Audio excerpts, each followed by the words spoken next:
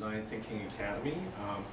We're lucky to have Kelly Parker, Professor Kelly Parker here today to talk about systems thinking. The idea behind the pop-up classes are that they're intended to address issues related to design thinking, the methods and the models associated with design thinking, which is creative, collaborative problem solving. I was telling Kelly earlier that I was really excited about this one in particular because I've been listening to lots of podcasts lately that have talked about how in design thinking, often people still jump to trying to be in the solution, trying to find an answer and not spending enough time in the problem. And when Kelly was talking about the session that he wanted to give, that focusing on making sure the problem was right, seemed right down our alley. So why don't we go ahead and get started, and if other people come, we'll have them join us, but if not, we'll have a nice close-knit group do some learning. So thank you very much. Yeah. Thank you, Dave, for inviting me. I've been thinking about putting together kind of a formal version of this talk. It's something I do in my environmental studies classes, both the intro class and the capstone, so the students going through get exposed to this a couple of times and hopefully it sinks in and it's something they can use. My title for this presentation is, you know what your problem is, systems thinking, the design process, and that's in quotes. I was department chair for a while here on campus, and at some point it occurred to me, communication is really important when you're interacting with people, supervising, giving them feedback, and the communications experts say, well, when you're talking to somebody in that capacity, you want it to be personal, so you, right? You want it to be something that shows you're interested in that person, and so it's a question, so I'm interested in them, and it should be helpful. And so I think just walking up to somebody out of the blue and saying, you know what your problem is, it fits all those categories, and yet somehow, well, I'm not department chair in that department anymore. Didn't work. I need to refine that. Anyway, it's appropriate, I think, for this talk because we are looking at the design process. The early stages have to do with defining and analyzing your problem. And as Dave mentioned, as I'll come around to with a few examples, it is so common to run into really worked out solutions that are great except for the fact that they're solving the wrong problem, so they don't end up doing as much good as we might like to. Well, so the design thinking process, if this is new territory for you, nice graphic that I use, put together by my colleague Danielle Lake in Liberal Studies. It's what I like about this version of the process is it begins with defining a problem. We have some general problem, something that we need to figure out how to fix. We're not getting the outcome we like. And then we have the empathize phase, or the listening phase, or the information gathering phase. So we need to find out some more details about that program. And the way Danielle lays out this process, immediately after that, the next step is go back and redefine your problem.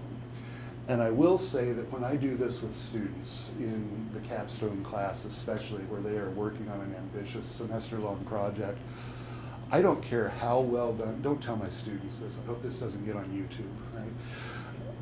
No matter how well they do at their initial problem statement, defining their problem, I make them go gather information in the form of formal research, in the form of talking to the stakeholders, and I make them redefine it. Right? Go back and rework your problem statement and do it a couple of times. And I introduce the design thinking process and I introduce systems thinking. And I just am kind of deliberately a little uncooperative in this first phase because I want to make sure that they really have thought through all the aspects of the problem that they're doing. Now, the redefine phase is not just restating your problem. That's where you begin to break down your problem and try to identify what are the components. And we have different frameworks and different tools that we use for this.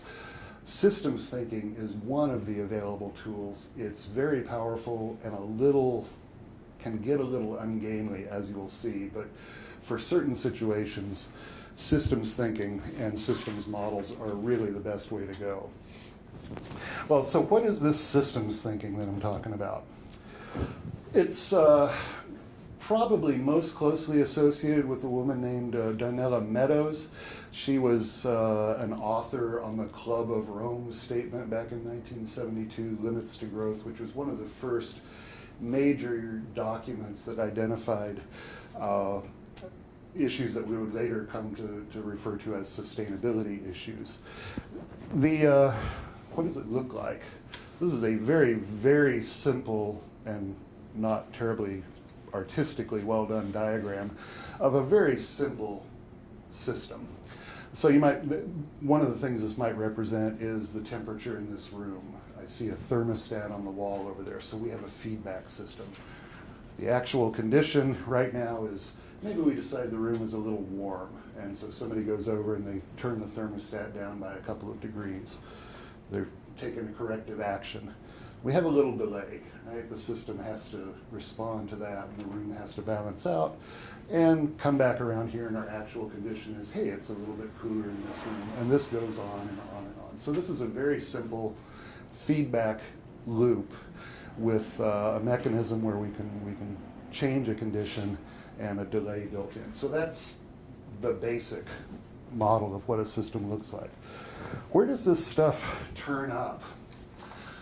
Notably for environmental and sustainability studies, the United Nations Education for Sustainable Development Goals puts systems thinking in a very prominent position as the means to provide education for sustainable development. Another famous source, The Fifth Discipline, came out in 1990, reissued in 2006, the Meadows book. Very influential management professor, Russell Akoff, at the Wharton School at the University of Pennsylvania was an advocate of systems thinking. You can go get an advanced degree in systems thinking. You can go to MIT of all places, no less a place than MIT, and you can study systems thinking in their engineering and management program. I found the Villanova School of Business has an executive MBA that is based on systems thinking, and there are a number of online certificates too. So if you do want to dive into the deep end with this stuff, you can find an online source and go about as far as you possibly want to. What do I hope to cover here tonight? Well, really, one thing. The difference between analytic thinking and systems thinking. You'll see that you can go really deep into systems thinking, and it can become incredibly fascinating. It's like working crossword puzzles, and that's all well and good. But my experience is that right up front, there's this gestalt that a lot of people go through when they see the insight of the difference between analytic thinking and systems thinking. And so that's my goal here at this talk, is to get you through that process. Really just rewire a little piece of your brain just a tiny bit, hopefully in a good way, right? So we'll see if this goes. Now, I mentioned going a little further into systems thinking. There have been some problems identified. If you go really far beyond this initial sort of just scratching the surface insight that I want to get you to. Is that a beautiful thing or what? That is, I found this in a peer-reviewed publication. It was Figure 1, the agricultural systems web of Africa, represented as one of the most complex and colorful systems models I've ever encountered. That's fascinating, but I'm not sure what I would do with that much information. We may have going on here what we call a boundary problem. That is, when you're trying to understand some phenomenon, I don't know, the output of a particular grain in a particular region of Africa, what are the factors that affect that? Well, there's some obvious things. How many farmers are growing this? How many acres do they have? Do they run into water problems? Just off the top of my head, I could probably come up with 5 or 6 pretty relevant things, and then I'd want to go out and measure those things and see, why didn't we produce much over here, and how did these farmers over here do so much better? If you don't draw a boundary, That is, if you don't say, I think I've got the 4 or 5 most relevant factors in my model, pretty soon you're including everything in the region. And now I think this is a great exercise, but if we were going to try to tackle any specific problem here, we'd want to filter out an awful lot of what's represented here. Well, how do you define what's relevant? This is tricky because, quite frankly, it wouldn't make sense to just go with your initial gut instinct of, well, I think that, probably water and education level of the farmers and, 3 other things that I happen to know about. I think those must be the most relevant factors in this system. Well, no, those are probably just the few that you happen to know about, right? So there's some subjective bias in defining the key system components, and this is where you really need to slow down in building your model and get out and study the literature, find what data you can tell you, no, actually rainfall is pretty constant year to year, and that doesn't end up being, of course it's important, but it's not something that varies much, so don't worry about it for right now. Right? Take that out of your model. The other thing that happens is among practitioners of advanced system thinking, systems are by definition dynamic and complex and interlocking and subject to all kinds of funny influences. And so sometimes you'll see in the notes, in the footnotes or the endnotes to this, I have a long quote of a person's experience going to a systems thinking seminar, which was to be over a weekend, and they spent the first 2 days learning about complexity theory and chaos theory and all these other frameworks that become relevant, and they didn't actually get to the systems thinking until the very end. That's not necessary, I guess, is what I want to say. It's not necessary, not all that helpful. What we want to do, again, is use these models, the simpler the better, as long as they're telling us something useful, to help with this phase of the design thinking process. We want to define our problem, we want to go out and get information, we want to check back. What have we learned about this? Is there some new factor that we didn't originally consider? Put that in the model, put that in our problem definition. Go back, get more information, right? See if this, take your model back to the stakeholders and see if they nod their heads and say, oh yeah, I didn't think about it, but that's right. These factors, that did change things 5 years ago when that company moved in down the block, whatever it is, right? Go back to the stakeholders, then maybe that elicits more information. So I like to spend a fair amount of time in this part of the process. We want to get the right problem, because without the right problem, we're by definition not going to get the right solution. Now, all of these boundary problems and subjective biases, my strategy to avoid those problems is to stay at a pretty superficial level where we're not going to get into those problems, right? We're going to stay with pretty simple versions of this. The thing that I want you to take away, and this kind of refers to what Dave was talking about at the beginning, is avoiding a very common mistake. The mistake takes the form of this. You've got a really great solution to the wrong problem over there. Some versions of this. So the first version of this, developing a clever and effective solution to the wrong problem, just straight out. This is known as the type 3 problem in some of the literature, if you want to look that up. The example that comes to mind, around 2004, there was a lot of talk about shifting developed countries, industrial nations, away from petroleum and onto hydrogen. It was going to be the hydrogen economy. Does anybody but me remember this? Okay. I actually went and looked it up, and Scientific American wrote about this and pointed out some of the problems. Well, the concept was, gee, we want to get away from petroleum and fossil fuels for all the usual reasons. How about hydrogen? It burns clean, it's great, it's plentiful, it's relatively easy to make. And so there was talk about powering all our buildings and our houses and clock radios and above all transportation with hydrogen. And then as people sat down and started to look at this proposal, they said, well, okay, where are you going to get all this hydrogen? It's like, oh, it's easy. You get seawater, you run an electrical current through it, it splits the seawater, which is just hydrogen and oxygen, splits it into hydrogen and oxygen. Oxygen goes up in the air, we breathe it, hydrogen goes into a pressurized canister, and we can ship it wherever we need it, and we can power the whole economy on hydrogen. I was like, wow, that sounds really good. So I know where you're going to get the hydrogen. Where are you going to get the electricity? Well, hopefully not from coal-fired power plants, right?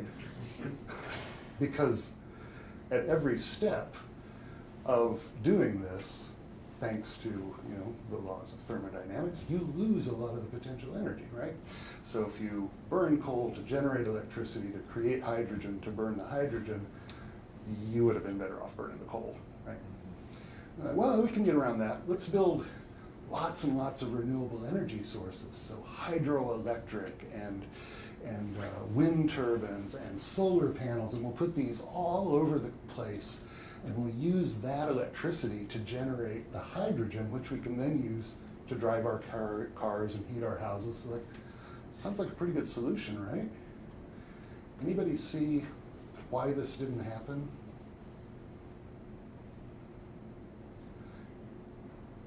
We need to generate lots and lots of electricity so that we can use it to crack the water to get the hydrogen, so we can use the hydrogen as a fuel. Wouldn't it just be simpler to use the electricity? Right? Why don't I just buy an electric powered car, plug it into this new grid of renewable electricity that we're going to build to make hydrogen, and skip the hydrogen part? So there may be some uses for hydrogen and long-haul trucking or something, but it's not the be-all, end-all solution. So developing a clever and effective solution to the wrong problem. The problem is not we need hydrogen, the problem is we need renewable energy. Here's another example. Introducing an inappropriate technology to solve a problem that doesn't really exist in the form that you suppose it does. So for example, way back when Bill Gates was first thinking about stepping down as the leader of his company and starting a philanthropic organization, which became the Gates Foundation, I remember he had a big push to put computers in schools. And this was going to revolutionize education, put computers on every student's desk. Not just in Chicago and Grand Rapids and El Paso, Texas, and the places you'd expect, but all around the world. And somebody pointed out to him fairly early on, and Bill is a pretty smart guy, I guess, because he listened.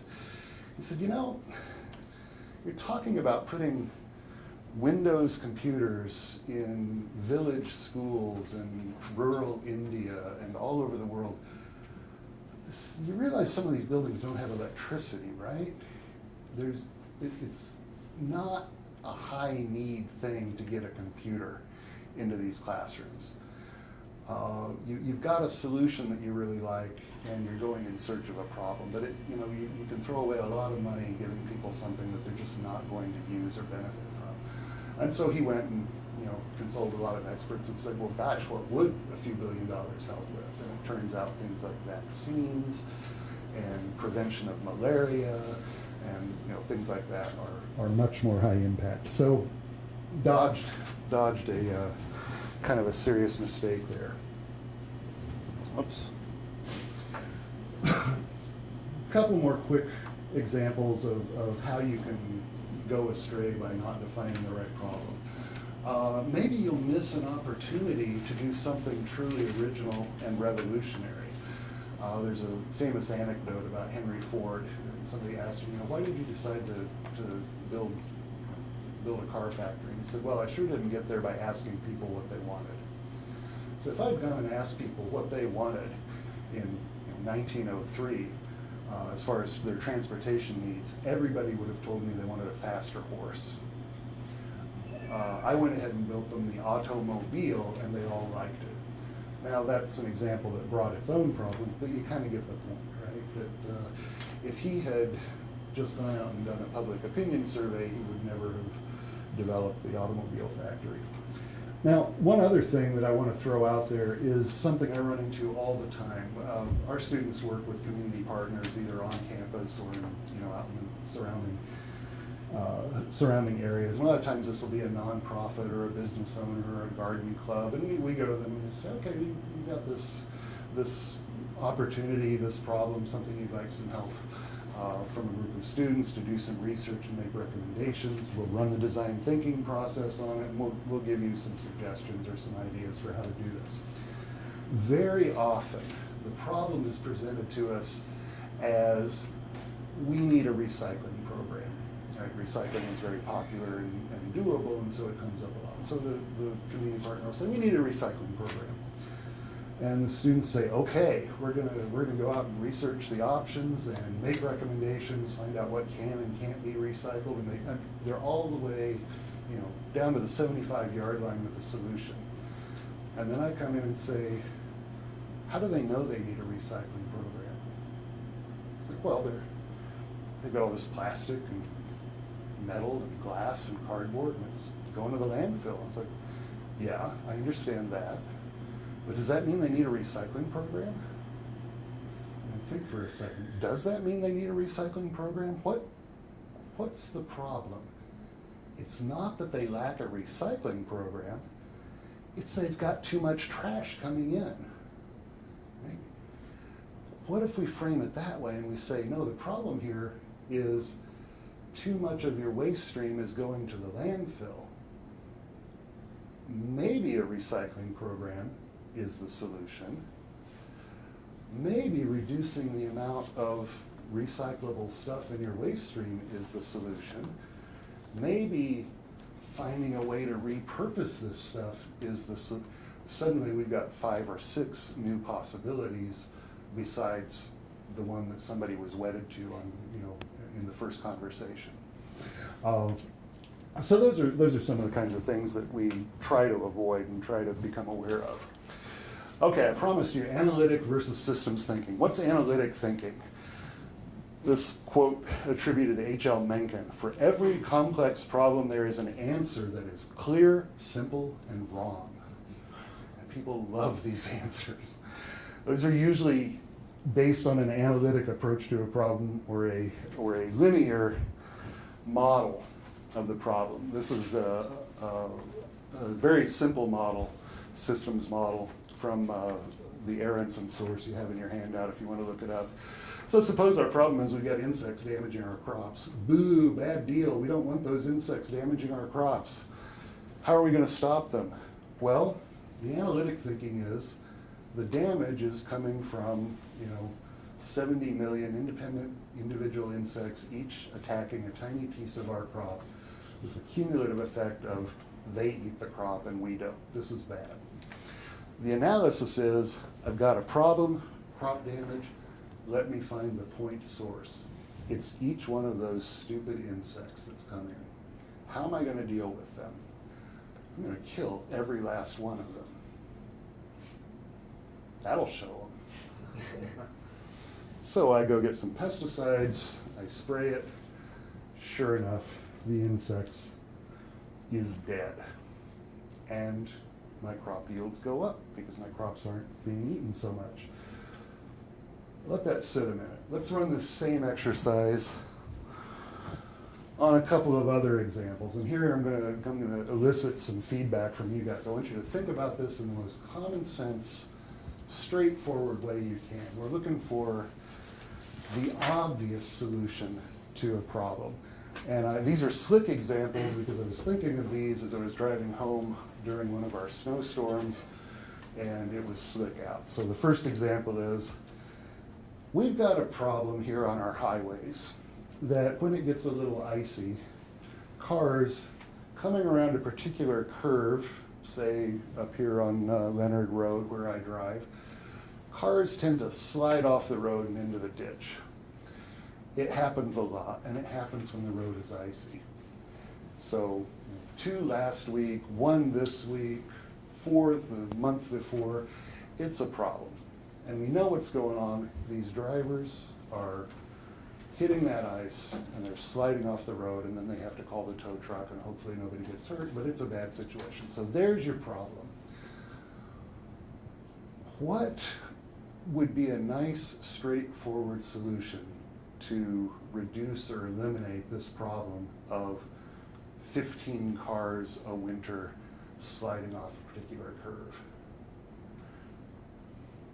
I mean, Road signs? put up some road signs, and the road signs would say, Slow, it's icy. slow something along down, those lines. it's icy, you're gonna slide into the ditch if you don't slow down, right? We put up signs. Okay, good solution. What other kinds of things might we consider? Guardrail? Put up a guardrail, right?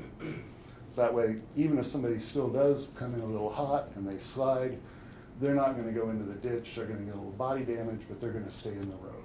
And if the guardrail is designed well, it should be safer than going off the road. Excellent. Other ideas? Close the road all winter. Oh, now that's more of a systemic solution, but it would do the trick, right? I mean, that would prevent those slide-offs, except nobody would be able to get home, so I don't think I like that solution, even though it's showing another way of thinking. I think maybe the problem is these cars don't have good snow tires, right? Maybe they're driving on bald tires, and so we could maybe go around to all the people who drive that road and say, here's a $50 coupon to get some better tires on your car for this winter, right? All of these solutions, notice, are pretty straightforward. They would seem to help, and they all involve going after each driver in some way and getting them to change something about what they're doing. Change the car, change their awareness that there's a curve ahead, right? All right, here's another similar traffic thing. Another example. We got a nice residential street here, all lined with houses and kids playing and people walking their babies up and down the sidewalk. The only problem is that we have a street that goes through the neighborhood and people just drive fast on this street. The speed limit's supposed to be 25, and people fly through there at 40 and 50 and even the occasional 60 miles an hour, and it's just dangerous. How can we stop those drivers from doing that objectionable, dangerous thing? Speed bumps. Speed bumps. Every one of them is going to get body damage, right?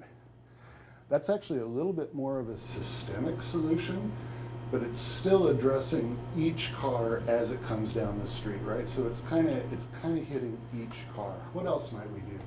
Put up signs. Another sign, right? Signs are always popular. Slow, children at play.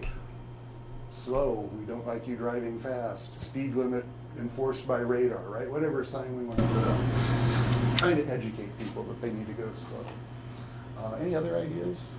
Stop sign at that intersection. Put a stop sign there, but what if they just blow through the stop sign? This is leading to another good solution. We put a stop sign and a cop, and as soon as they blow through too fast, especially if they run that stop sign, we're going to arrest every last one of them. You see the similarity to the insects, right? We're going to poison every last one of those insects and solve the problem. We're going to arrest every one of these drivers. We're going to fix every one of these cars. We're going to educate it. This is a common model. It's that linear model. And it's analytic because they're analyzing down to the level of the individual perpetrator, the individual cause of the problem. There might be 100 of them in a week, and we're identifying them basically by name, especially if we got a cop out there writing them tickets, right? So that's the analytic approach. Well, systems thinking says that doesn't always work that great, because what you're doing is working entirely at the level of individual events. What is happening on Tuesday, on Wednesday, on Thursday? What's happening on this corn stalk, that corn stalk, that corn stalk? And we're analyzing down to identify exactly what's happening in 10, 100, 1,000 instances and trying to address each of those individuals. However, these events, the whole reason they bother us is that they're part of a pattern. And it's really the pattern that's the problem. If one insect comes into a 10-acre field and eats part of a plant, I don't care. The whole problem is that there's a bunch of them and they're all doing the same thing, right? It's a pattern of behavior. What trends are there over time? System structure. How are the parts related? What influences the patterns, right? We've got patterns, but what's giving rise to those patterns? Now we're starting to get into some more abstract but more powerful territory. If we can identify these things and intervene, we're likely to have a more effective solution. And finally, at the bottom, mental models, which is about people's deeply held values, assumptions, and beliefs, often nearly or entirely unconsciously held beliefs and assumptions and values. And some of this stuff is just, well, that's just the way the world is. How could it be any different? If we can affect that, we really can make wholesale change. Well, all right. Let's revisit our insects. Stop solving the wrong problem. What can happen when you take the common sense linear model to be the reality is that you're missing that it's just the currently visible part of a system. Now this is a little hard to read, so let me just walk you through it very quickly. Remember, we had a bunch of insects damaging our crop, and we applied the pesticide. And the number of our insects damaging the crop went down. So this part is just that linear graph. It's just turned on its side. We got a funny additional thing happening, though. The numbers of insect A that are damaging the crop drop off. But time goes on, and biology goes on. So we've got a little delay here in the system. And after a while, lo and behold, there's another type of insect in the neighborhood. We didn't know about this one because we hadn't noticed it. Because its numbers were being kept in check because insect A was hogging all the food. We didn't even notice insect B was a problem. But guess what? Now that insect A is extinct from our field, insect B can take off. And what do you know? This happens all the time, right? This dynamic. The end result is, sure, insect A is gone, but now we have 1.5 times as much damage as we did with just insect A because insect B is a much more efficient destroyer of our crops. And so we get in this vicious circle where we've unleashed insect B, and we really didn't even know that that was a possibility, and we certainly wouldn't have wanted to do it. All right, so back to the examples again. Let's revisit just the one with cars sliding off of the icy curve in the road in the winter here in Michigan. Are there systemic factors that might be causing this, right? Maybe it's not the driver is a bad driver, going too fast, not putting good tires on their car, not reading the signs. Right? Maybe it's not the driver. What could it be? What other factors in this system might be relevant to letting cars slide off a road? Could be the road. Maybe the road is the problem. Right? What kind of, without turning into a civil engineering class, if I'm going around a curve and the curve's icy, and if that road is absolutely flat, if they had just built a little bit of an embankment onto that road, gravity and friction would keep me on that road even though it's icy and even though my tires aren't good and even though I'm maybe going a little over the speed limit. There's no way, if the road is designed for that, there's no way I can go off the road without meaning to, right? So maybe it's the road factor, right? Maybe it's something about the way the road appears to drivers. Like they don't realize they're coming down a hill into a potentially icy spot where there's a curve. It looks like it's just a straight, clean shot, and then suddenly they're in this curve. And even the sign isn't convincing. I'll say this again in a minute. people don't read signs. You ever want to waste a lot of money trying to change behavior? Go put up a bunch of signs. It requires people to think, read, and believe what they say. And one of those always fits.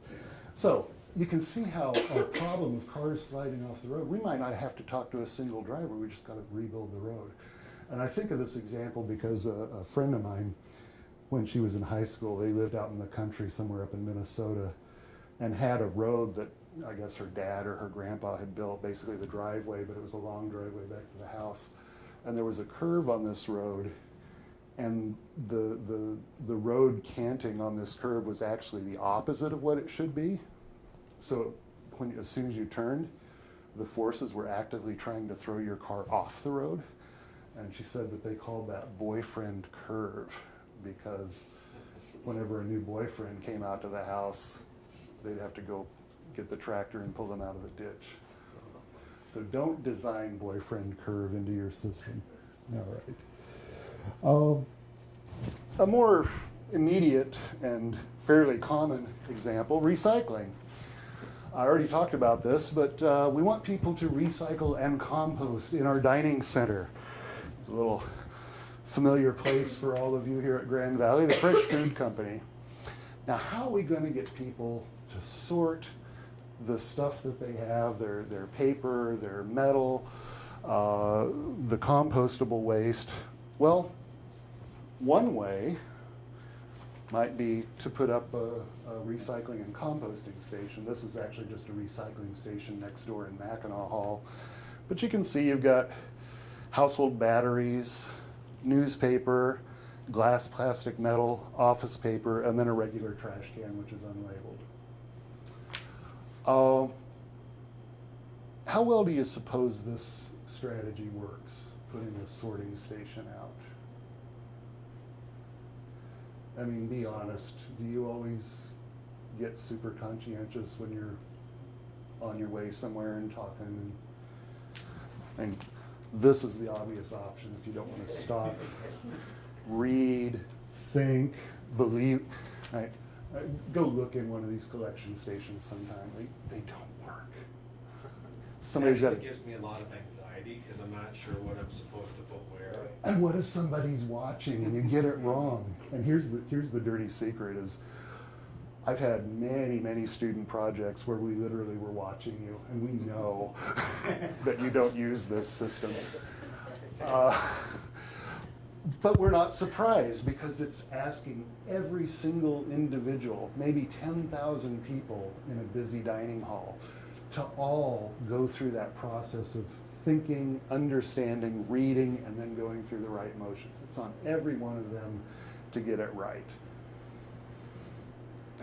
It doesn't work. Here's the actual collection point in the Fresh Food Company. You know, if you've been over there, you're familiar with this little conveyor belt.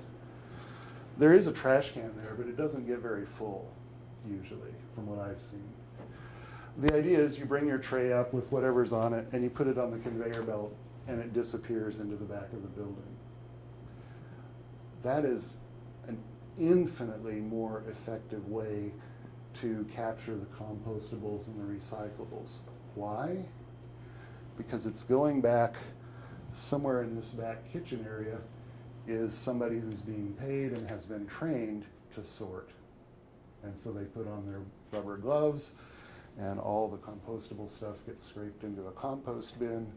All the recyclable goes here, all the trash goes here, and the dishes go to the dishwasher, right? Notice how this isn't asking anything of anybody other than put it here. They don't have to think. They don't even have to know that there's a composting program in that building. They don't even have to care. They could be actively opposed to it, and they would still participate. Because the system is built that way. This reminds me of about every 2 or 3 years, Grand Rapids Press runs an article that people are not using their recycling bin for the city correctly.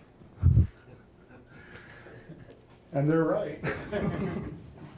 Right. We need to have the sorting happen in a way that doesn't require people to buy into it and think about it and understand it. Right? Here's a slightly more important kind of thing. And this last night I had Professor Mola, Azizur Mola, came to my capstone class. He's in the Grand Valley's public health program, and he did a really interesting presentation for us about local efforts to address a very serious public health problem, which is radon gas. How many of you have heard of radon gas? This is maybe the place to start. Two-ish. Okay. Well, we've already learned that the widespread public health education program about the hazards of radon is not doing everything we hope. This is a university and nobody knows about it, right? Radon is a naturally occurring gas. It comes out of ancient rock that we have a lot of in Michigan. I learned last night that it didn't used to belong to Michigan. It's actually Canadian, but during the last ice age, it got pushed down into Michigan. So if you live in Michigan, depending on which area, you really probably should be concerned enough about radon to get it checked and see if it is in your home, because it is a true health hazard. The most prominent result of radon exposure, widespread radon exposure, is 21,000 deaths due to lung cancer due to radon gas exposure, which is serious. And what's interesting is it's the very manageable killer. We know exactly how to prevent this. It doesn't even cost that much. Well, what's going on? Let's just walk through this. The thing is, hundreds, in this case millions of people on the linear thinking model, on the analytic thinking model, we would say that hundreds or millions of people are simply failing to appreciate the risks of radon, right? To understand it, to act on it, go out and test their home for it, to continue to act on it, that is, bring in somebody to do the mechanical stuff that they need. It's actually pretty simple. You install a couple of pipes and a fan to your basement, and it ejects the radon out of your house, and you're good to go. And they're failing to pay the roughly $1,000 to $1,500 that it would take to do that for a house. That is a lot of failure on a lot of people's part, which made me think it's not them. It's another systems problem. So let's think through this one. Using the model. At the individual event level, I just went through that. All of these individuals are failing to do all of these things that we wish they would do. Not surprising at this point if you see where we're going. What would it look like to address the radon danger at the level of patterns of behavior? I envision it something like this. I didn't individually know about it or care about it or have the time to go to the hardware store and get a detector or set aside the $1,500 to hire a contractor to come do it. I didn't do any of those things. But this summer I'm at a block party in my neighborhood, and 4 or 5 of my neighbors are all talking about how they tested their houses and found radon.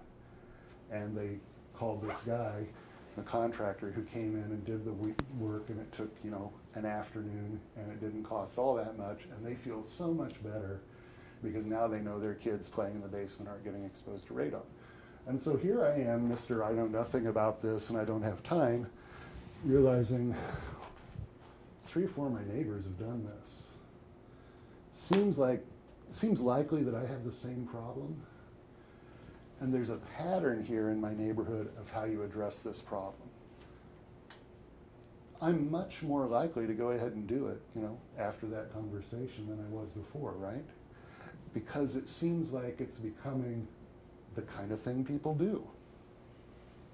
I was trying to find some information about this, and I had an earlier Google search up, which was date restricted to things prior to 1996. And I tried to find information about radon, and there was literally nothing.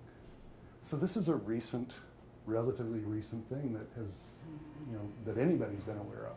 Right. Well, let me see what you guys can do with this one.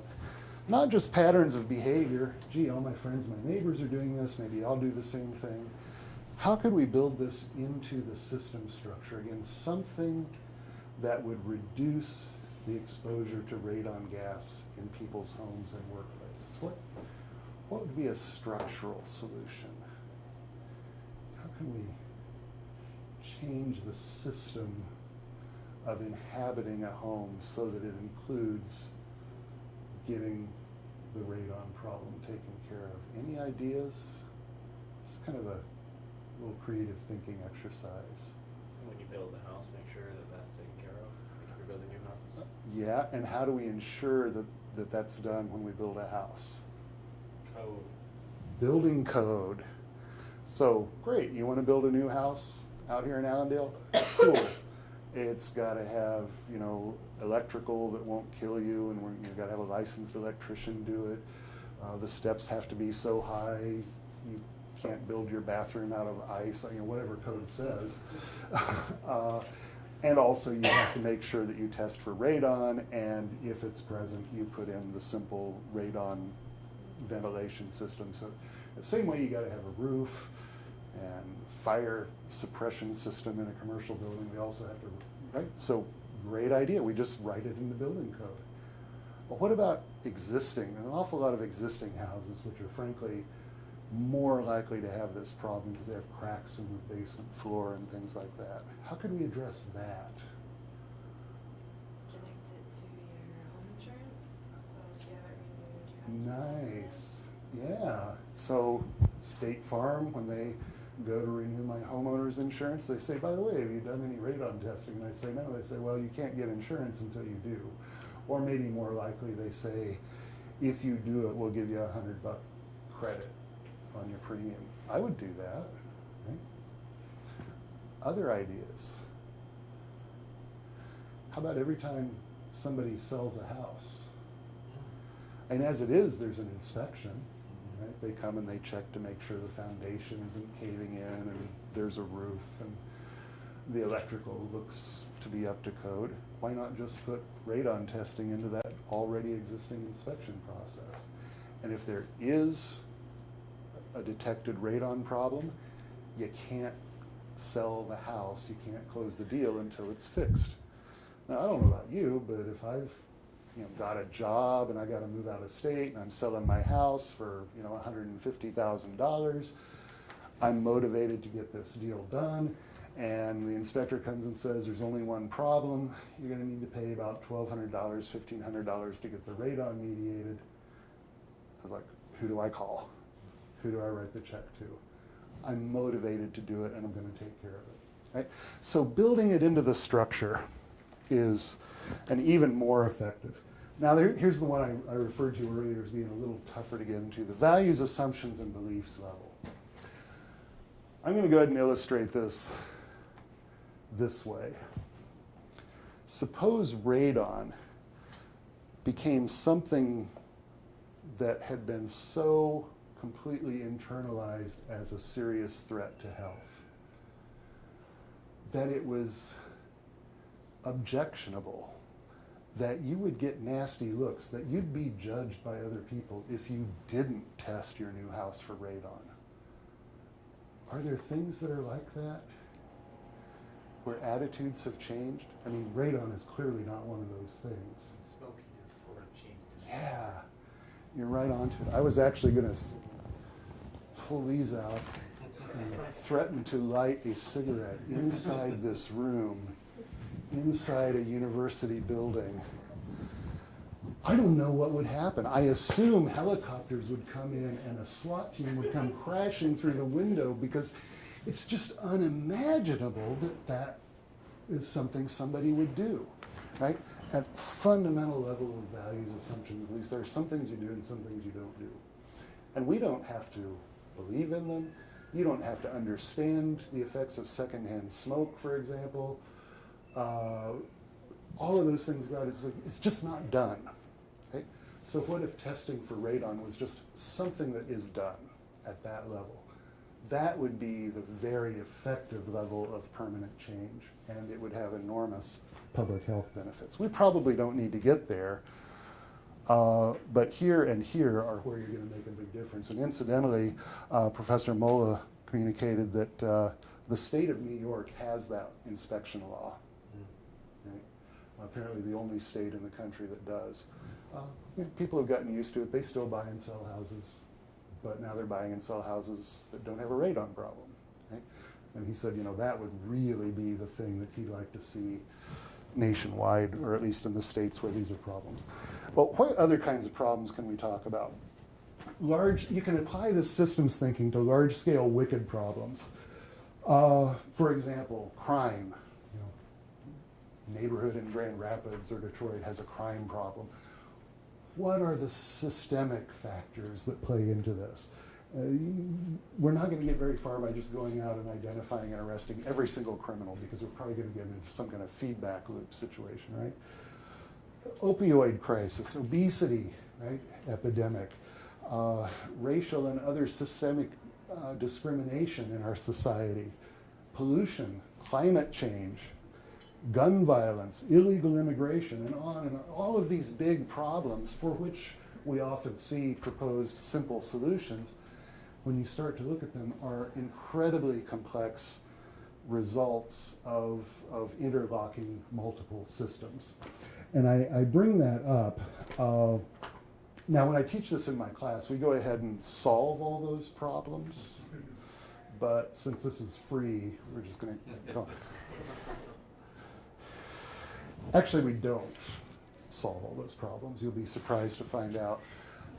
These are wicked problems because they have partly because they have multiple relevant systems feeding into them. Medicine, law, economics, education, and on and on and on and on. Those are all potentially relevant things. In order to describe how the system is interacting, how, for example, education levels are playing into a particular social outcome, we're going to need an expert in education and policy in order to understand how maybe health considerations, environmental health considerations, are contributing to a problem. Well, our expert in educational policy isn't going to help us. We need somebody who knows public health policy. Right? In other words, this is where interdisciplinary work really comes into its own, is in building an accurate and useful model of a complex or wicked problem. You need the input of maybe several different disciplinary experts to do this. The other reason that we don't ever solve these problems in my class is that whatever solution you're going to come up with, even though the models are often transferable one place to another, the specifics of the models are always place and time specific. So the model of, high school dropout rates in Granville, Michigan, we might come up with a really, really, really good account of that and say, hey, we've solved it, we know what to do. And then we transfer that program to Green Bay, Wisconsin, and it has no effect at all, because the problems, the systems that work in Green Bay are different enough from the ones in Granville. We're going to have to just start over with our experts and build a new model, build the Green Bay model. Right? This is doable, but it's almost always a matter of place-specific conditions. Well, what are the advantages of this as a tool for analysis? I'm going to kind of move quickly here with an eye on the clock. Identify the actual problem, not the wrong problem. We didn't decide the cars all have bad tires and go out and buy everybody new tires and people still slide off the road, right? We've identified the actual problem. The road was not built right, if that happened to be the case. We identify viable points of intervention. Now, one solution to all the cars going off the road, well, one was suggested, close the road all winter. That solves the problem, but it creates so many others that it's not a viable solution. My idea was to suspend gravity for that section of road. Right? Just come on in, and pretty soon you're just floating over the ice, and then you gently land on the other side of the curve and you go on your way. Brilliant solution, if I say so myself. There's just one problem. Right? We don't have control over gravity. And finally, we can identify the optimal leverage point. Where can we intervene in a way that is possible, right? We're not going to suspend gravity, but maybe we'll put up guardrails, right? Is it time and cost effective? We don't need to rebuild the whole road, just this curve where people keep going off the road. And does it have a fairly high leverage point? Well, yeah, if we change the road, we change the driving experience for every single person on the road.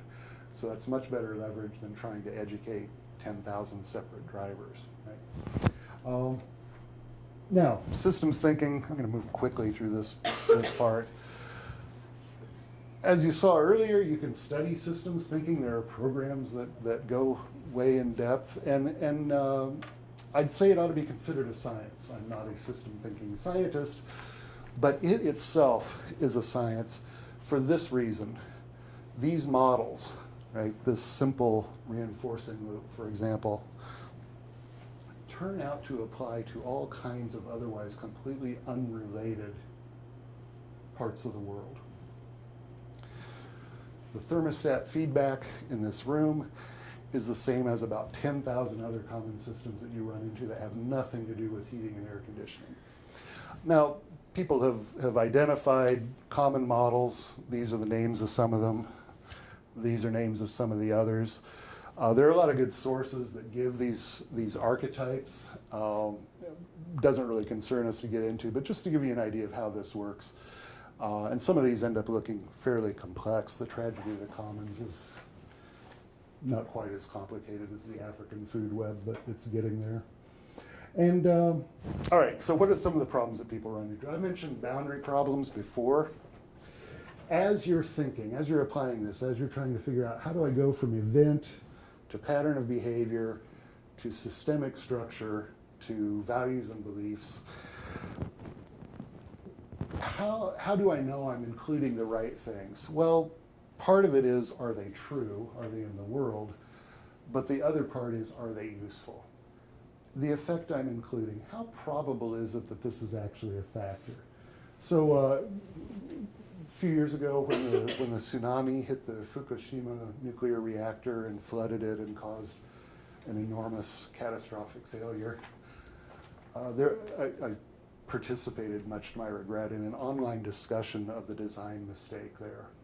And kind of I'm going to say, not really an engineer, but thinking like an engineer guy said, well, they designed it for any reasonable thing, and this just exceeded their tolerances. I mean, the water from the tsunami breached the wall, the protective wall that was there, by like a foot. And so, what are they supposed to do? Design it to survive a comet strike? I was with them right up to that point. I was like, no. Quite clearly, in hindsight, that's not necessary. Look, if we get hit by a comet, that reactor is the least of our problems. Design for the likely problem. And it turns out that a tsunami in Japan is a fairly predictable thing. You say exactly how high it's going to be? No. Can you prudently say it's not ever very likely to be higher than, say, this, and then build this? Yeah, you could.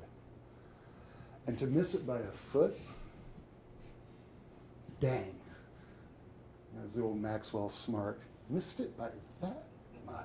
Okay? And the result is catastrophe. Right? So the probability of the effect. The point being, a tsunami in the Pacific is a relatively likely occurrence over the long run. A comet strike is not only not very probable, but we couldn't design for it anyway. So it's not the same thing. The predictability. Okay? We know quite a bit about how one thing causes another. We also know that there's a lot of randomness in complex systems. Where there's genuine randomness, don't try to build it into your model. It's not going to help you. You've all heard of the butterfly effect. So a butterfly, some forest in China flaps its wings, and that causes the air to move, and that causes this. And after a chain of 100,000 causal connections, a building falls down somewhere on the other side of the world. Systems do work that way, But including that in our models doesn't do us any good precisely because it's completely unpredictable. The models are models of predictability. So even though there are these other things, they are not improbable, but just not useful to us. The strength of the effect, right? So I'm designing a road, and since we're talking about highway design, I'm trying to figure out, well, what kind of things happen out there in the world that can affect the safety of a road and how long it lasts. And I'm like, all right, I'm in Michigan, and I've noticed that we get blizzards here. You all have noticed that too? It gets really cold, water falls, it freezes. People are going to be driving on this road in snowstorms with limited visibility. Those are probably all factors that are going to come into my design process. But I also was just listening to NPR, and they had Neil deGrasse Tyson on, and he was talking about solar flares. And those are much, much bigger storms than blizzards. They're on the sun. And he was talking about how solar flares can affect things on the earth, like, radios and cell phone towers. And it's like, should I figure solar flares into my road design? No, because solar flares really don't affect asphalt in any measurable way. Right? I mean, I can count on them being there, and I can count on them not mattering. They don't have a strong effect. Whereas the blizzard and the freezing weather, that's a big effect. Right, so by considering these things, we can end up controlling our model so as to make it useful. Then there's this other one. Okay, I did say I'm a professor of philosophy. There's this one. Big metaphysical problem. Turns out all of being is either directly or indirectly related to all the rest of being. This is why you could, if you wanted to and had an infinitely long life, you could build a systems model that represents the whole universe. And I love this stuff because at the moment you do that, you've just introduced a fundamental paradox in set theory, which the mathematicians in the room will appreciate.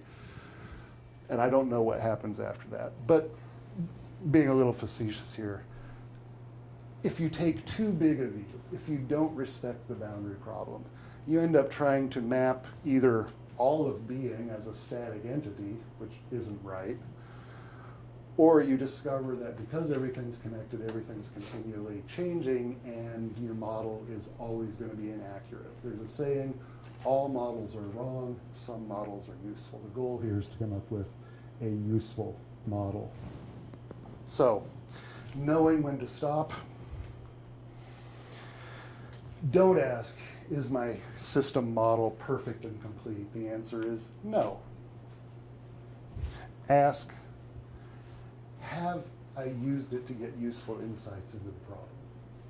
Have I been able to move, for example, from thinking of the problem as a series of events caused by irresponsible people to a system that causes people to act in an irresponsible way? That's a big difference, and that's the gestalt shift that I want you to get from analytic to systems thinking. That said, sometimes analytic linear thinking is the appropriate thing. When would that be? Well, what if it is just a matter of a few isolated events? Then go take care of the isolated events. If I've got in my little neighborhood, we've got a series of, oh my gosh, people have been breaking into cars and taking stuff out of the cars, and this has happened, in an isolated neighborhood, same time of night, over the past couple of weeks, and we've identified that it's those two kids again. We know their names. Somebody saw them. They're at it again. You don't need a whole systems model to figure this out. Somebody needs to go have a talk with the kids, right? Or if they're more seriously involved, somebody needs to go have an arrest talk with the kids, right? The linear cause, we have these break-ins, it's caused by these two people, stop these two people, the break-ins stop.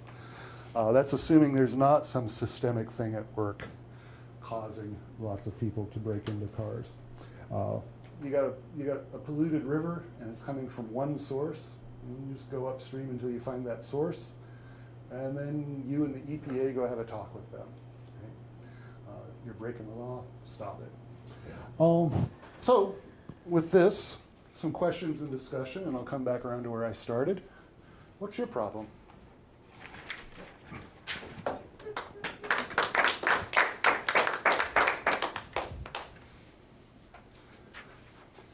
So back to the driving question, I'm wondering about what would you see a heated,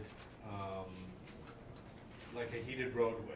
Okay. Is that a systems answer? Is that a? Yeah, that'd be a system level answer. Nobody has to think about it. Nobody has to do anything after it's built and functioning. It just is now a road that is far less likely to cause somebody to slide off because we've eliminated the ice. But we have to change our beliefs about whether that's worth doing or not. Right. Is that true? Is that a? Yeah, part of and it? that's kind of another set of systems which has to do with politics and economics, and are people willing to pay higher taxes to save 10 accidents a year from happening? But in terms of the physical system, we're taking it out of the individual driver's purview to decide to drive more carefully and slowly. And we're literally building into the inanimate, unthinking part of the system that you don't have to actually drive particularly carefully, right? No more than you would in the summer. Now, why people would oppose that, I mean, maybe it's just ridiculously expensive. You could, if you wanted to, probably analyze that in terms of systems, but they're different systems. That reminds me of Grand Haven heated sidewalks. Yeah. Debate that happened where, some of the argument was, well, these store owners aren't shoveling when they're supposed to be shoveling. So you were relying on each store owner to sort of do that on their Yeah. own. And then they put in the heated sidewalk system, and now the store owner ever has to shovel. the Right. system for them. Yeah. I had a question, because I remember this back in the 70s, there was, I think he was a psychologist named Samuel Peltzman, and this was like back when we were just starting to get some seatbelt laws. Oh, yeah. And Peltzman's argument was, people are gonna now know that they're safer. And so they're going to change their driving behavior, so their sort of value of driving carefully is gonna decline, because now if I get in an accident, I have this thing that's going to keep me from getting Oh, serious. that's interesting. I don't know, I mean, I think. I wonder if it's that- probably not hand out the way Peltzman suggested, but. Somebody certainly has done a study on that, although the interesting thing that would make that hard to determine, right? Did people become more reckless when they were wearing seatbelts, would be the question. Mm-hmm. The measures of that are gonna be in terms of, cost of a typical accident or injury or fatality rates.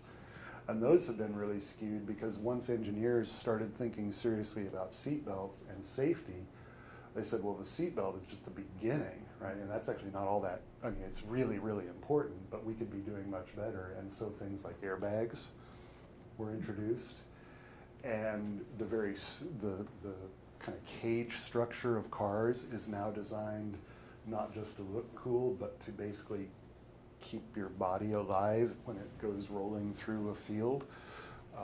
Head-on collision tests, it's mind-boggling. If you run two modern, well-designed cars head-on into each other at like 50 miles an hour, people walk away from that, right? So it's there's kind of another thing there's a going lot of on variables. is that the manufacturers and the people designing the cars changed their thinking about what ought to be built into this vehicle. The seatbelt was kind of the first thing, and then, oh, well, people accepted that, they think it's important, whatever, what more can we do? Yeah. I wonder if those things, Kelly, that sort of,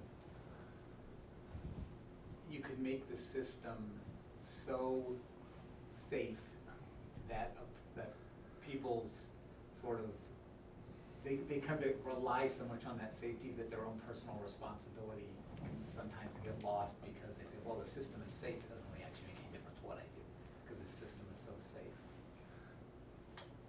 I'm sure that can happen. And that's the only thing that could get me on a roller coaster, to be honest. is if I was just confident that this thing had been so over-engineered that there's no conceivable way I'm gonna fall out of that, and I've never been convinced of that, so I just avoid the things. So I wonder about like with the fresh foods situation, so if you just put your tray there and somebody else is doing all the work and you're not even necessarily aware of the fact that the recycling or composting is happening, then maybe you don't place value on that because you don't even know it's happening. Yeah. So- And from the standpoint of, we're reducing the waste stream, it doesn't matter that you know what's happening, but we are missing an educational opportunity to get at the lower level or the deeper level of attitudes and beliefs. I mean, if somebody's doing the right thing completely unawares, then it's not becoming a part of their attitudes and beliefs. And if they go to, if next year the system changes and there's just a great big trash bin there, they won't think twice about just dumping everything in the trash bin because it's the same thing they've been doing. Conveyor belt, trash bin, it's the same. So I'm, as a professional educator and professor for almost 30 years, you'd think I'd be a huge fan of education as the means to change things, but that's working at the individual level. And so I do like systemic solutions, but I don't want to lose the opportunity for the education. That's a good point. And I've given up on anybody reading signs. It's like when you get a new phone, do you actually read the instructions? Of course you don't. Start poking at things. Does anybody have a problem you want to throw out or play with this or whatever you want to do? I'm good.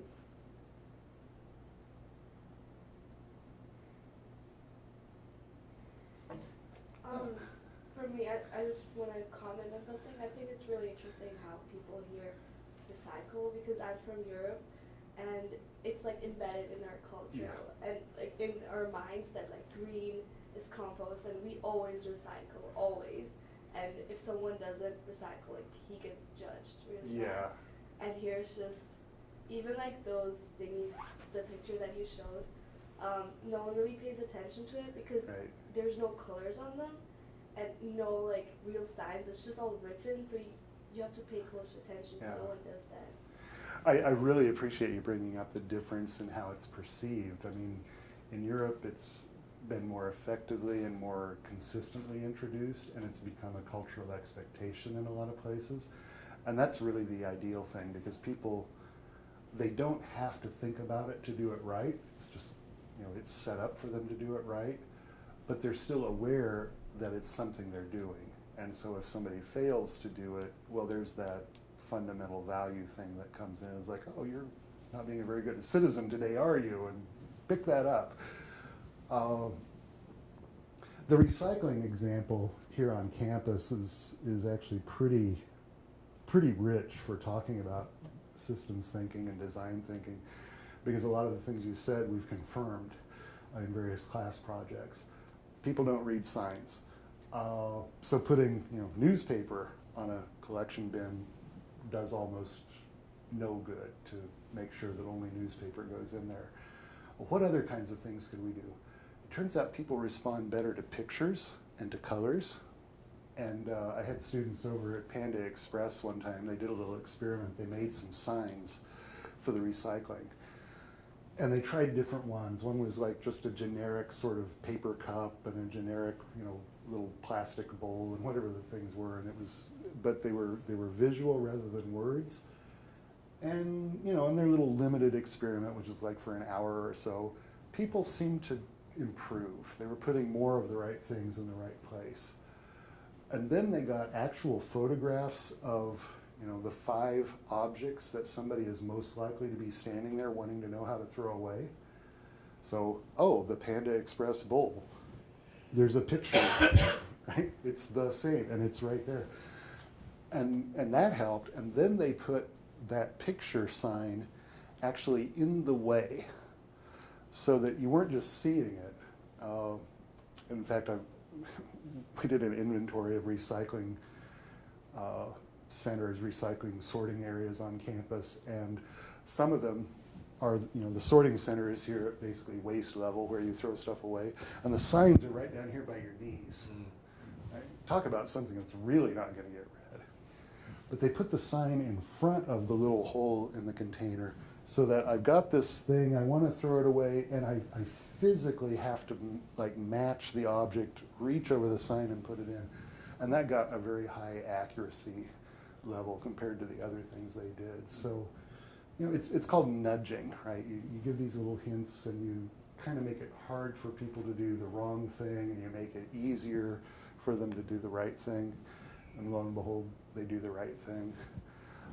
One other thing I would throw out there, since I'm going on about recycling, is that virtually every building at Grand Valley has a different looking recycling center, and that's kind of a problem because, you know, I know what the one in Mackinac looks like, and if I'm in a building downtown, I look around and I'm looking for something that looks like that, and I don't see it, and I conclude, well, there must not be one, but actually there is, it just looks different. But the cost of making them uniform across all of Grand Valley's buildings is like in the hundreds of thousands of dollars, so it's not a super high priority. So where does bottle deposits fit in this? Is that trying to get individual change? Is that a systems change? I would say it's really hitting both, because if you look at how bottle deposits and can deposits work, it gives each individual an incentive. So I buy a 6-pack of Pepsi and I realize, hey, I can get 60 cents back if I just keep these and bring them back to the store next week, right? So individually I've got a little financial incentive, and most people respond to that, but not everybody does. And say restaurants might not, right? Because they might go through 300 returnable bottles during a slow, you know, ordinary weekday. And who's going to bag those up and take them to the return center and collect the $30? Easier to just write that $30 into your food cost and throw them away. But here's where it turns into a systems solution. High school kid down the street, dad works at this restaurant, and dad says, you know, we're throwing away tons of these returnable bottles. Do you want to return them? And the kid says, for free? Sure, yeah. We're just throwing them away. And so now there are places in the system where somebody else will do that work, get them returned, and benefit from it. One of the reasons you rarely see an aluminum can laying on the side of the road in Michigan is because there are people who just pick them up, right? And they have nothing to do with how it got there, but they'll go out and, you know, walk the side of the road and pick them up and return them and make a few dollars. Okay, so Kelly, I'm going to throw out a wicked problem. Awesome. Let's talk about PFAS. Okay. What would we do? Like, suppose you have what's the community? It's not Rockford. It's the one like right before, right? It's Hartford. Well, Rockford just got Rockford also. Yeah. You might have a well. You might have, so there's lots of issues with that. With PFAS, it's a wicked problem, and even worse than that, it's a new wicked problem, which means we have no idea what the scale is or what the likely harm is. Oversimplifying a little bit here, but there were a couple of hot spots identified early on in Michigan, you know, the old Air Force facility where they used it as a flame retardant, and they would practice spraying it on planes. The Wolverine factory, I think, was in Rockford where they used it. The PFAS, if you don't know, is basically Teflon. It's where you've probably encountered it as a coating on cooking, and it's a waterproofer, so if you've ever taken a spray can to your winter boots to make them waterproof, that's a chemical that we're talking about. And so the shoe and boot manufacturers used a lot of this stuff, and it was thought to be neutral and safe, I think, at the time. And so they would just dispose of it out back or wherever, and it turns out it's not. Incredible how we kept getting that wrong, with compound after compound after compound. And so a few hot spots were identified early on, and then people started to get concerned, and the testing for this is not just absolutely straightforward, like you and I can't walk out and pick up a handful of soil and say yes or no. It's got to go to a lab. But so far, a distressingly high proportion of sites where people have done that testing, they found it. And it's, if I can be a little scientifically imprecise, it's kind of starting to feel like this stuff is everywhere. We just don't know it yet. It is, depending on the scale of the problem, is gonna be a big factor in how we define the problem. And if it turns out that it really is just, say, 4 sites in the state of Michigan that have this, that's one thing. That's expensive and that's going to be hard to do, but that's one thing. If we're talking thousands of sites, then we're going to have to spend a lot of time actually defining what is the problem that we could feasibly even solve here. I mean, do we end up settling for the very poor solution that is still in effect in Flint and bringing in truckloads of bottled water into the whole state? I mean, that hardly seems acceptable, but what if, we need to find out how big the problem is and what the available solutions are. It's an interesting one, because it reminds me a lot of sort of, the old Ice Kitchen High School in Western Ohio that was built in 1904, so it had, all its insulation was like asbestos. Oh, sure, insulation. yeah. And so when that kind of hit, we thought, well, we should probably retrofit every building. You can't retrofit every building that had asbestos in it, because it would have been, billions and trillions of Yeah, dollars it'd to be do that. 4 times the school Yeah, system's yeah. budget, right? So you end up sort of doing it Yeah. as you find a problem, like, okay, so I think a Ferry, no, that was actually old, wasn't it, the Ferry Street School in Grand Haven. So you find the problem, now we're gonna do some work on this school, oh man, there's asbestos there, well, okay, now we gotta take care of it. Yeah. So I wonder if it's gonna become one of those where, oh, we're gonna build a new new housing development, oh, it's got a PFAS problem, okay, now we'll take care of it. Yeah, yeah. And there are, I mean, PFAS isn't the first bad chemical we've found in the ground, and there are different kinds of concerns. Obviously, certain things get into groundwater, that's really bad. You just have to basically stop using that groundwater for any human consumption. Other things threaten to come up through the ground and become a problem, like radon, which is a naturally occurring thing, but that's the problem with that, is it seeps up, and if you've got an old house like I do, and there's a crack in the basement floor, looking at that thing and it's like, well, I can't see the invisible deadly gas, but then I wouldn't, would I?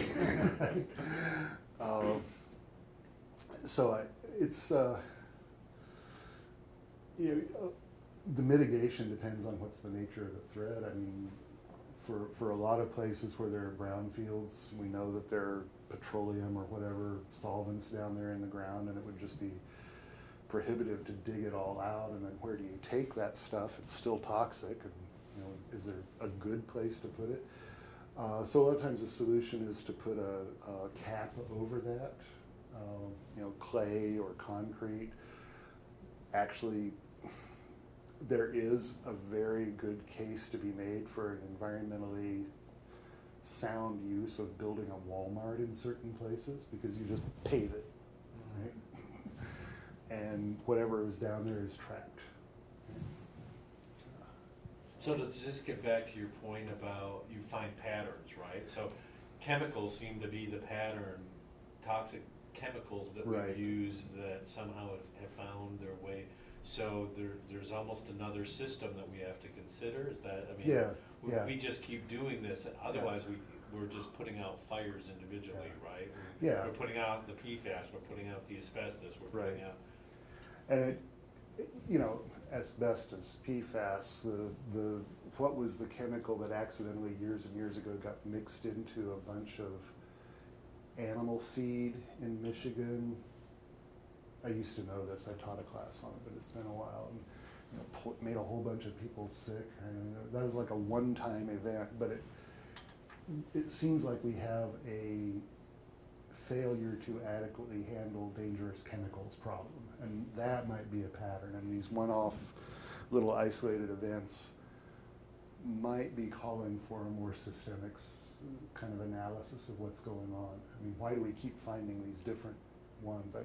It's like, okay, radon, PFAS and, you know, the BP, whatever stuff that was in all the plastic bottles I used for 2 decades. And, you know, like, somebody want to sit down and make a list of the ones we haven't checked for yet, that they're lead, right? Make a list of the ones we haven't checked for, and then get to work seeing, you know, what are we dealing with here?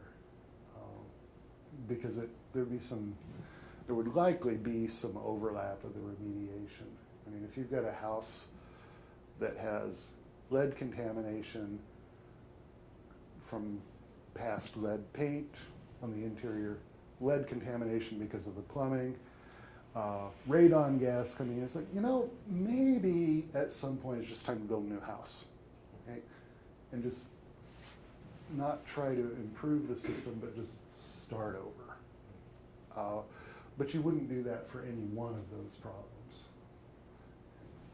I also wonder if that is sort of at the level which you talked about changing values, and maybe you can speak to this. From what I understand, like in Europe, it's typical, if a new chemical, you have to prove it's safe. Yeah.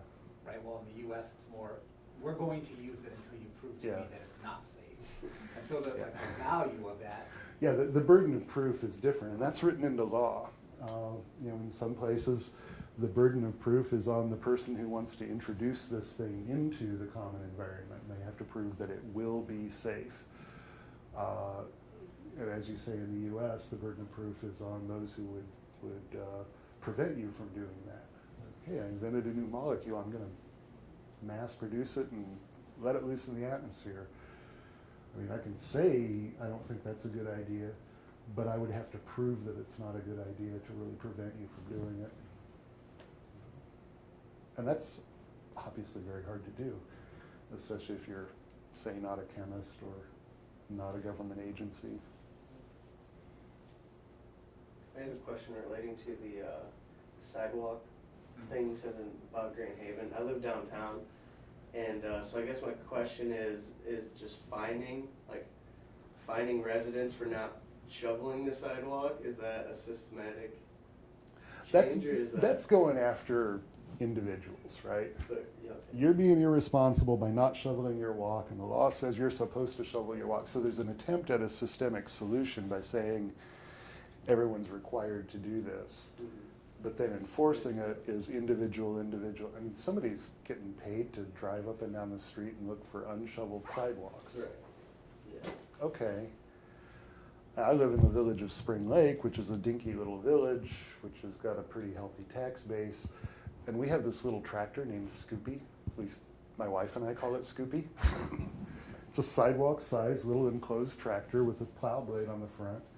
And whenever it snows, on the main routes, you know, the routes that are going through the business district and to the schools where people actually do walk, here comes Scoopy about 6 o'clock in the morning, clears it off. Right? Now, we're paying for that, but frankly, that's not a lot of money out of my pocket, and I think it's way worth it, because my kids could walk to school their whole careers, right? Because then Scoopy goes down the inner city connecting bike path, and you can still get around town, and it doesn't put it on, you know, individuals still get out and they got to clear their own driveways and their sidewalks, but those main thoroughfare walks that run parallel to the road, they just get cleared. And I'd say that's probably a combination of people being willing to pay the extra taxes. It is a high tax area. I think it's people being aware that there are people who rely on those sidewalks. You know, we've got a lot of elderly people, we've got a lot of kids, and you know, you see them walking up and down, so there's awareness that it's being used, and probably also the convenience factor. I mean, if the village is coming through and clearing the sidewalk, well, I'm not having to pay my own snow removal guy to do it, and I'm not having to set that up every year, so.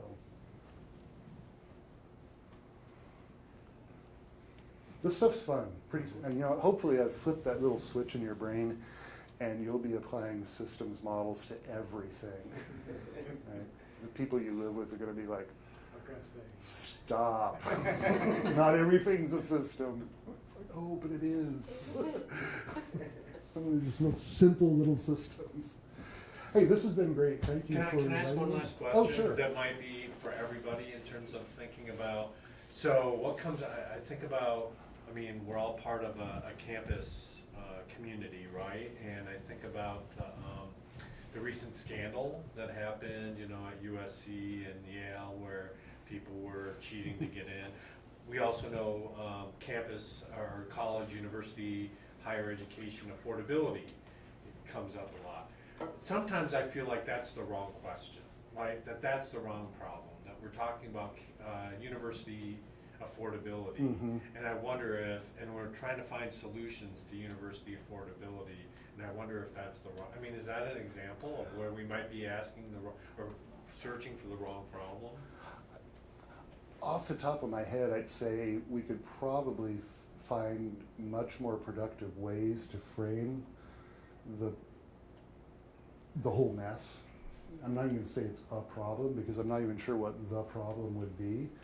I mean, making higher education affordable, that's one way to put it. But that's assuming higher education is inherently not affordable, and yet all around the world, it's essentially free. So there's something, it's not that higher education isn't affordable, it's that we have and higher education was affordable when I was a student. Went to Texas A&M in the 1980s. Out of state tuition, so this was on the high side, it was 3 times what in-state students paid. You guys are gonna scream, $12 a credit hour.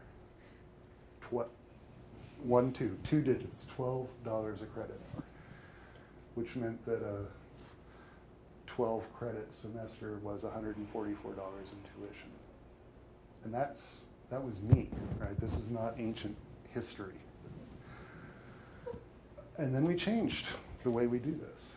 And so I'd say that looking at the history, you know, what was the system, how does it compare now, what changed, why, that could be a really interesting exercise. And then, you know, the reason I would say look at the history, look at what changed, is because maybe the solution to our problem is just something as simple as we'll put it back the way it was before. Maybe that would be possible, maybe it wouldn't, but that's where I would start. And Texas had high tuition. California had free tuition at that time, all the state universities. So if you could get into the University of California, Berkeley, one of the best universities in the world, you just had to come up with room and board. Something shifted at the value of levels. Well, thank you again very much. We appreciate it. If before you all go, you would just give us some feedback. Again, one of the goals of the Academy is to, again, sort of try to start to infuse these ideas of design thinking, of creative collaborative problem solving. And we'd like to, next year, do more of these pop-ups. And so whatever feedback you can give us to, you know, think about times, dates, resources, what works, that's gonna give us some more information. So our problem, or at least the problem I think we're trying to solve, is how to make sure that more people have access to the work that we do here. And then specifically for Dr. Parker's presentation, what I'd like you to think about is, you know, providing some feedback.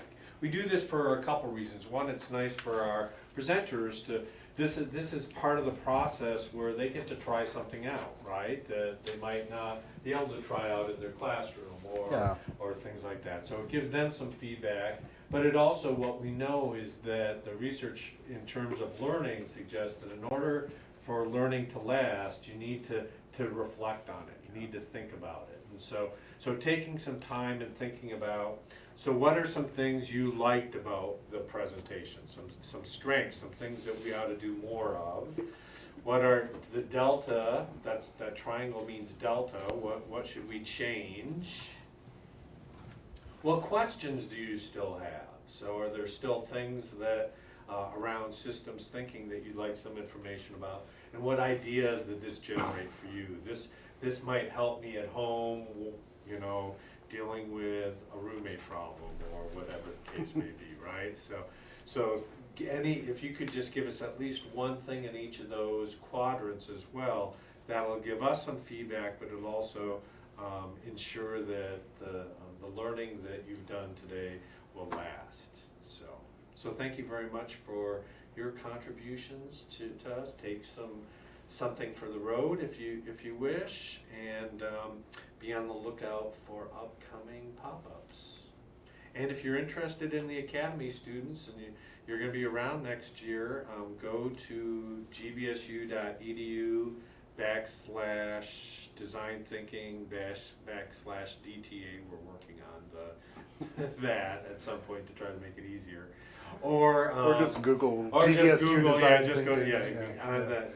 And there's an application, and the application is simply to give me some information, and then starting next year, if you'd like to be a part of the Academy, you can, and you have access to this space, you have opportunities to go on field trips, you learn more about all of the parts of the process, get to meet, think across your major and meet other folks across the university. We're also interested in creative, collaborative problem solving. So don't hesitate. Actually, I'll make it real easy. You can just contact me. I knew I had these out here for a reason.